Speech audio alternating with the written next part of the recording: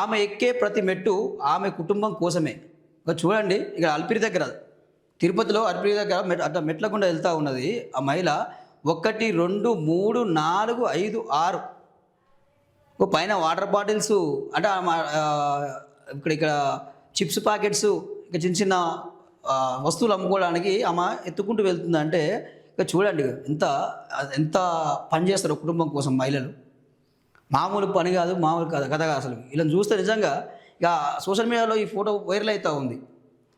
ఆ తిరుమల శ్రీ వెంకటేశ్వర స్వామి కాపాడుకుంటాడు, ఏ కష్టం రానియడు అంటూ అక్కడ జరుగుతూ ఉన్నది. సో ఇది నిజంగా మహిళలు ఈరోజు చూసుకుంటేనండి, సఫాయి పని కాంచి మొదలు పెడితే ఎయిర్లైన్ పని వరకు ఈరోజు ఐఏఎస్లుగా, డీసీపీలుగా, డాక్టర్లుగా, ఇంజనీర్లుగా, లాయర్లుగా, రకరకాలుగా అన్ని రంగాల్లో ముందుకెళ్తా ఉన్నారు. సాఫ్ట్వేర్లుగా, జడ్జిలుగా అన్ని రంగాల్లో ఈరోజు ముందుకెళ్తా ఉన్నారు. రాజకీయ రంగంలో కూడా ముందున్నారు.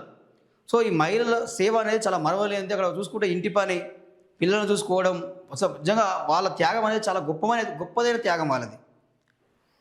సో నిజంగా మహిళలందరూ కూడా జోగార్, వాళ్ళకి సల్యూట్ చేయాలి.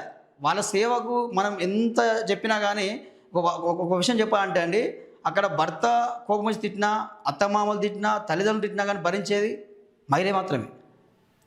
అంత ఓపిక, అంటే భూదేవికి ఉన్నంత ఓర్పు ఉంటుంది. అంటే ఆమె అన్నీ తట్టుకుంటూ అన్నీ చేసుకుంటూ కూడా వాళ్ళు ఈరోజు అట్లా ఎన్ని చేసినా కుటుంబం కోసం ఏ త్యాగానికైనా సిద్ధపడతారు వాళ్ళు.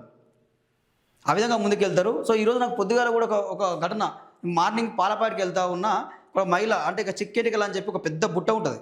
ఆ బుట్ట మీద కూడా గిన్నెలు, గిలాసులు అవన్నీ ఉంటాయి. వాస్తవానికి ఆ కింద ఉన్నది. నేను పోతా ఉంటే అన్న ఈ బుట్టెత్త అన్న, ఈ గంపెత్త అన్న అన్నది. సో నేను ఆ గంప పట్టుకుని ఆమె నెత్తికైతే చాలా బరువు ఉంది అది. అమ్మ ఏందమ్మా ఇంత బరువు ఎట్లా మోసామంటే, మరి ఏం చేయాలి సార్, మాకు పొట్ట తిప్ప కోసం మేము పని చేసుకోవాలి సార్, తప్పదుగా సార్ అంటుంది. సో మళ్ళీ జోల కట్టుకొని సంఖలో బిడ్డ ఉన్నది. నిజంగా వాళ్ళ పని చూస్తే మరి ఎట్లా కూర్చొని అమ్ముకోవచ్చు కామంటే ఎవరు కొంటారు సార్, మా దగ్గరికి ఎవరు వస్తారు సార్, మేమే ఇల్లు తిరిగి అమ్ముకోవాలి